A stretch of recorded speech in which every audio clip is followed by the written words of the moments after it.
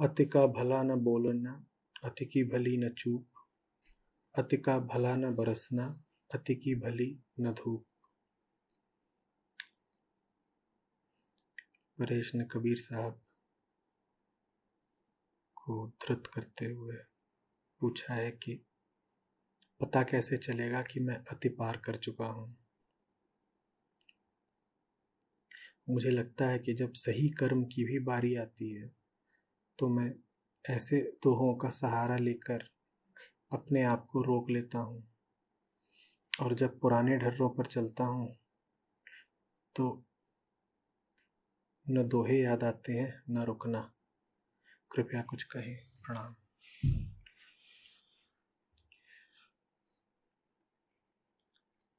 इसको ऐसे पढ़ो परेश कि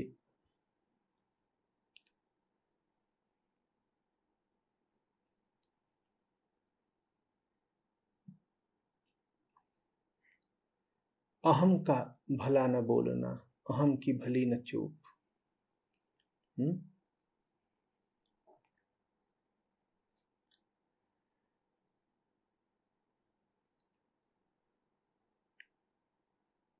अहम जो भी करे वो अति होगा। अति शब्द का अर्थ होता है अतिरिक्त, अनावश्यक, असम्यक, जरूरत से ज्यादा, आवश्यकता से ज्यादा, ऊपर, आवश्यकता के अतिरिक्त। ठीक, समझना। जो आवश्यक है वो तुम्हें उपलब्ध है ही। अहम की परिभाषा ही यही है कि वो पूर्णता के उपलब्ध होते हुए भी अपूर्णता की झूठी भावना में जीता है। वो कुछ ऐसा कर रहा है जो करने की जरूरत नहीं, वो कुछ ऐसा सोच रहा है जो सोचने की जरूरत नहीं, वो जो सोच रहा है उससे उसका भला नहीं, वो जो है उसके होने की ही जरूरत नहीं है। तो तुम धोखे में मत पड़ जाना। तुम ये मत सोच लेना कि अहम पर चलते हुए कुछ दूर तक जाओगे तो ठीक किया और ज्यादा दूर तक चले जाओगे तो गलत किया।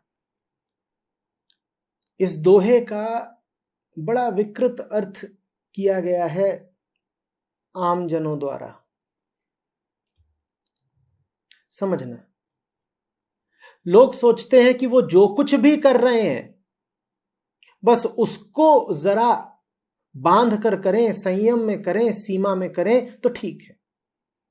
वो कहते हैं कि कबीर साहब हमें बता गए, अति का भला न बोलना, अति की भली न चूप, अति का भला न बरसना, अति की भली न धूप।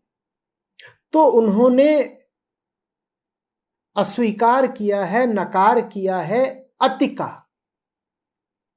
अति नहीं करेंगे, पर करेंगे वही जो हम कर रहे हैं। करेंगे वही जो कर रहे हैं, बस किसी सीमा पर जाकर रुक जाएंगे और अपने आप को ढांढस बंधा देंगे कि हमने अति तो की नहीं, और चूंकि हमने अति नहीं की तो हमने जो किया ठीक ही किया होगा। इसी लीक पर चलते हुए लोग उद्धृत कर देते हैं कि देखो शास्त्रों ने कहा है अति सर्वत्र वर्जित। अति ही तो वर्जित है, अनुपात में, एक सधे हुए परिमाण में जो किया जाए वो वर्जित है ही नहीं। तो थोड़ी थोड़ी पिया करो, अति मत कर देना। अब पीने वालों को बड़ा सहारा मिल गया। वो कहते हैं बुरा है अति का पीना, बुरा है ज्यादा पीना। पीना बुरा नहीं है, पीना बुरा नहीं है। थोड़ा थोड़ा जो भी ये ठीक है, बुरी तो सिर्फ अति है ना।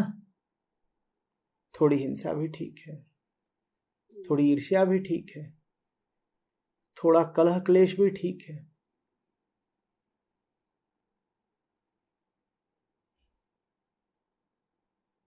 बात समझ रहे हो ना? यही तो होता है एक साधारण संसारी का, गृहस्थ का जीवन। सारे दुर्गुण वहां विद्यमान होते हैं।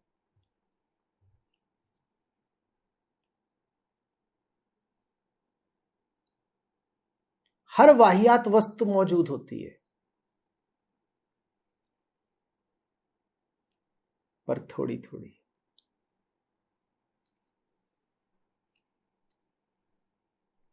कर लो बड़ी से बुराई, पर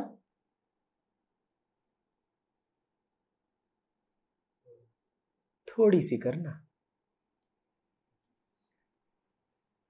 देखते नहीं हो, हमें जब किसी की पैरवी करनी होती है तो यही तो कहते हैं, अरे जरा से ही तो गलती करती है। गलती किस आयाम की है ये हम नहीं देखते, हम सिर्फ गलती का परिमाण देखते हैं, हम गलती का विस्तार देखते हैं।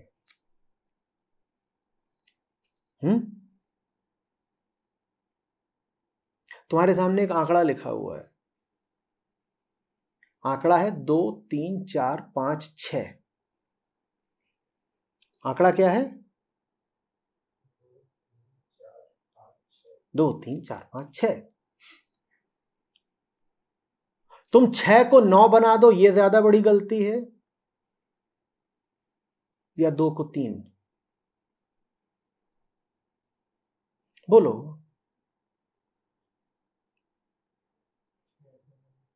आंकड़ा है 2 3 4 5 6, 23,456। ज्यादा बड़ी गलती क्या है? 6 9 हो गया या 2 3 हो गया? पर हम ये तो देखते ही नहीं ना कि गलती किस आयाम में करी है। हम तो बस ये देख लेते हैं कि अरे 2 का 3 ही तो किया है, अति की गलती तो नहीं की ना। और छोटी गलतियां तो स्वीकृत हैं।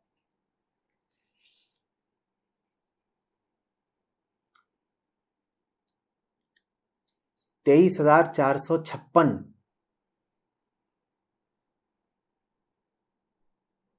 में 6 9 बन गया तो कितना फर्क पड़ा? 3 का।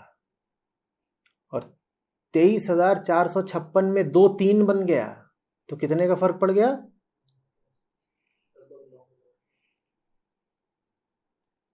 कई हजार का।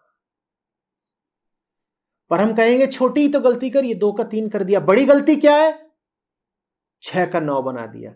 तुम्हें नहीं समझ में आता, तुम्हें नहीं समझ में आता कि बात केंद्र की है, बात मूल्य की है। मूल्यवान चीज केंद्र होता है।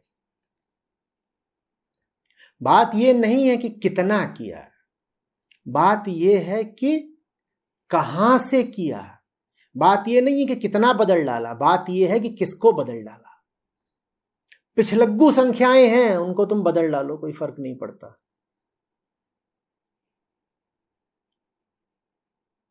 जो प्रथम है उसको मत बदल देना। एक संख्या है 1 2 3 4 5 6 7 8 9, इसमें किसको कभी मत बदल देना? एक को। वो जो एक है उसको मत बदल देना। बाकी तो अगर बदलते भी रहे तो कोई बड़ा गुनाह नहीं हो गया। पर ये बात हमें समझ में नहीं आती। हम तो कहते हैं नहीं, बदल सब कुछ सकते हो, बस अति मत कर देना, थोड़ा बहुत कुछ भी बदल दो। नहीं साहब, कुछ चीजों में छोटी गलती भी बर्दाश्त नहीं होती, कोई माफी नहीं मिलेगी।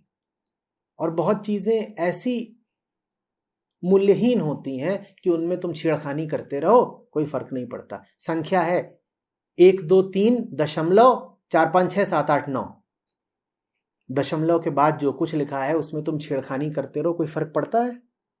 कोई फर्क नहीं पड़ता।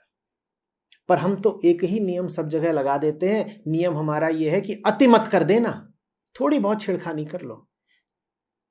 1 2 3 दशमलव 4, 5, 6, 7, 8, 9 में हम 9 पर भी यही नियम लगा देते हैं कि थोड़ा बदल देना, अति मत करना, और 1 पर भी यही नियम लगा देते हैं कि थोड़ा बदल देना, अति मत करना। हम ये समझ ही नहीं पाते कि अनर्थ हो जाएगा जब तुम 1 को बदल दोगे। उस 1 को ही तो नहीं बदलना होता, यही अध्यात्म है। बाकी सब जाता रहे, 2, 3, 6, 8, 50 सब बदलता रहे, दुनिया इधर की उधर हो जाए, 1 नहीं बदलना चाहिए। बात अति की नहीं है, बात है कि किसको केंद्रीय मूल्य दे रहे हो। और यही कबीर साहब की सीख है यहां पर। बात यह नहीं है कि कितना बोला, बात यह नहीं है कि कितने चुप रहे, बात यह है कि कौन बोला और कौन चुप रहा। अहम बोला कि नहीं बोला, अहम है तो अब बोले कि ना बोले, अति का इंतजार करोगे क्या? वो है तो। डर है, डर की वजह से चुप्पी है, अब वो थोड़ी भी है चुप्पी, तो तुम अति का इंतजार करोगे क्या? उस चुप्पी के पीछे कौन है? डर। तो तुम्हें चुप्पी नहीं नापनी है कि चुप्पी में अभी अति तो नहीं हो गई, तुम्हें यह देखना है कि चुप्पी के पीछे कौन बैठा है, केंद्र पर कौन है। मूल्य केंद्र का है, मैं बार बार समझा रहा हूं। मूल्य, मूल्य किसका है? 1, 2, 3, 4, 5, 6, 7, 8, 9 में मूल्य 1 का है। इसी तरह से बात यह नहीं है कि कितना बोले कि कितना चुप रह गए, बात यह है कौन बोला और कौन चुप रह गया। इन्हें समझ में आ रहा हो तो इसको ऐसे सुन लो कि किस लिए बोले और किस लिए चुप रह गए, ये थोड़ा समझने में आसान हो जाएगा।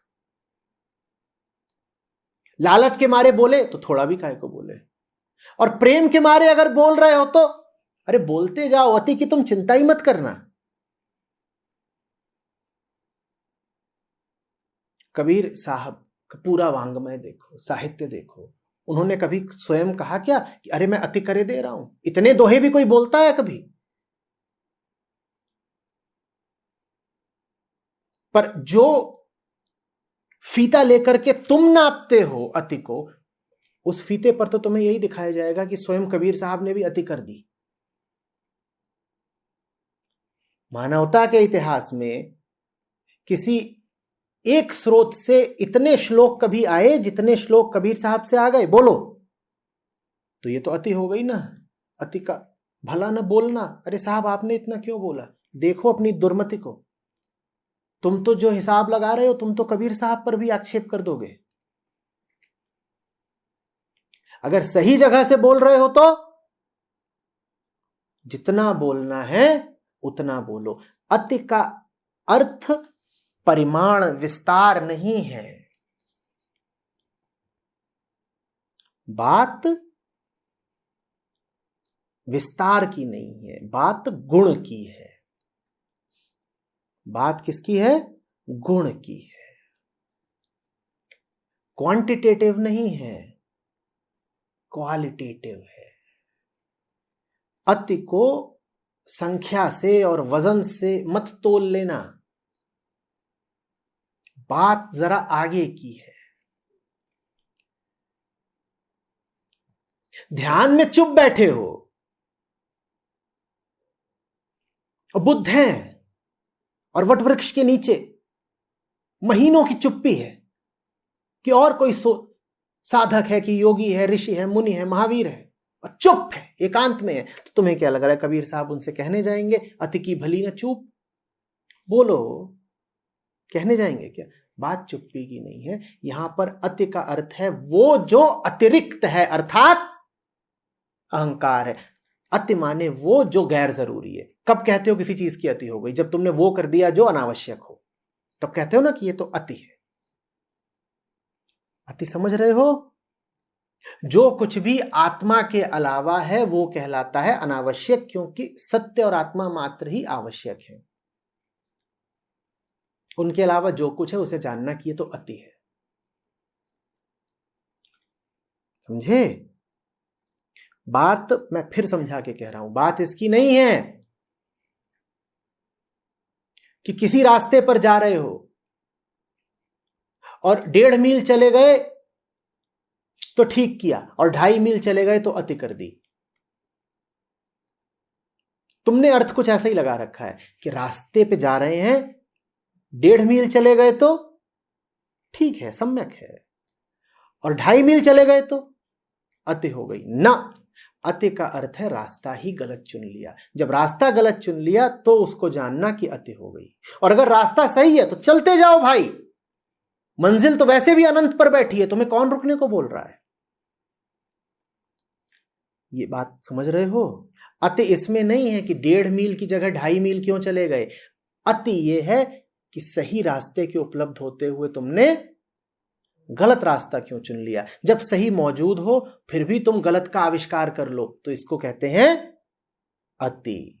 यह है अति की सम्यक परिभाषा। सही के अलावा जो कुछ है वो कहलाता है अति। तो अहम एकमात्र अति है, अपूर्णता एकमात्र अति है।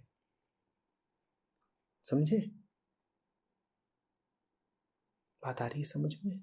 तो परेश, तुम कह रहे हो कि मैं भी जब कोई काम करने निकलता हूं, सत्कर्म करने निकलता हूं, तो इस प्रकार के वचन याद करता हूं और कह देता हूं कि देखो संतों ने ही तो सुझाया है कि अति नहीं करनी चाहिए, तो मैं सत्कार्य में भी अति करने से रुक जाता हूं। परेश, अति की जो परिभाषा अभी तुम्हें मैंने स्पष्ट करी है, अगर तुमने सुनी होगी तो तुम समझ गए होगे कि सत्कार्य में अति नहीं हो सकती। बात सीधी है। जिस रास्ते पर चलना ठीक है उस पर तुम अति कर ही नहीं सकते, क्योंकि मंजिल कहां बैठी हुई है, अनंत पर। तो अति कैसे हो गई। कबीर साहब गा रहे हैं, मुझे बताओ अति कब होगी, बोलो कब होगी। कब तुम उनसे कहोगे कि अरे अति कर दी तुमने, बोलो कब कहोगे। हाँ, रविंद्रनाथ के बारे में मशहूर है कि इतना उन्होंने लिखा, फिर भी मृत्यु के पल भी वो और लिखना चाहते थे।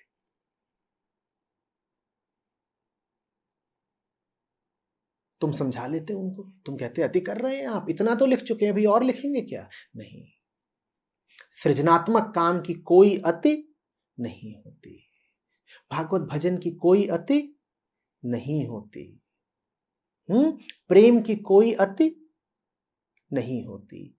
और रही मोह की बात, तो मोह तो जरा सा भी हो तो विषैला है, उसकी अति की प्रतीक्षा मत करना। मत कहना कि थोड़ा मोह तो चलेगा ना, थोड़ा सा जहर चलेगा, तो फिर यह मत कहना कि अभी अति थोड़ी ही हुई है। प्रेम अनंत हो तो भी अति नहीं हुई, और मोह वित्ती भर भी हो तो भी अति हो गई। बात आयाम की है। सही जगह हो तुम तो पूरी छूट है तुमको, जितनी दौड़ लगानी हो लगाओ। प्रेम का खुला आकाश है, पंख फैलाओ, उड़ जाओ, अति कभी नहीं होने वाली। करुणा की, बोध की कभी कोई अति होती है। समर्पण की, सेवा की कभी कोई अति होती है। आजादी की कभी कोई अति होती है।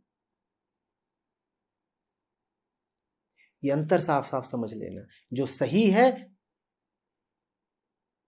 उसकी तरफ बढ़ते हुए अपने आप पर पाबंदी मत लगा देना। ये मत कह देना कि सीमा तक ही जाना है, उसके आगे जाना तो अति हो जाएगा ना। सत्य की अति कभी नहीं होती, अनंत की अति कैसे हो सकती है। अति हमेशा झूठ की होती है, और मैं तुमसे कह रहा हूं झूठ की अति होने का इंतजार मत करना। झूठ की शुरुआत ही अति है। झूठ की अति झूठ के प्रसार के बाद नहीं होती कि अब तो बहुत फैल गया तो हम कह रहे हैं कि अति हो गई। झूठ की अति हो जाती है झूठ की शुरुआत के साथ ही। इंतजार मत करना।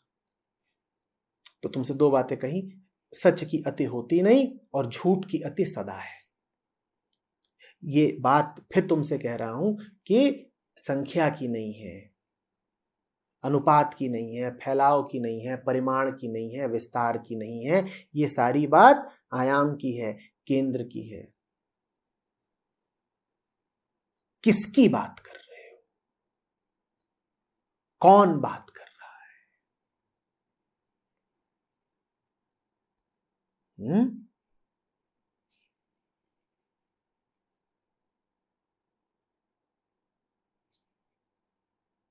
समझ रहे हो?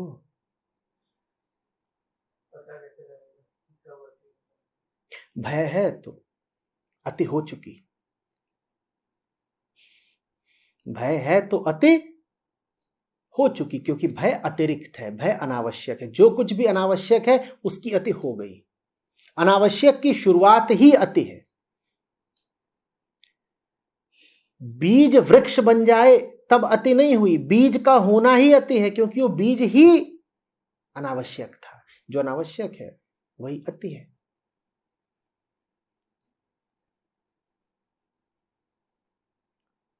समझ रहे हो?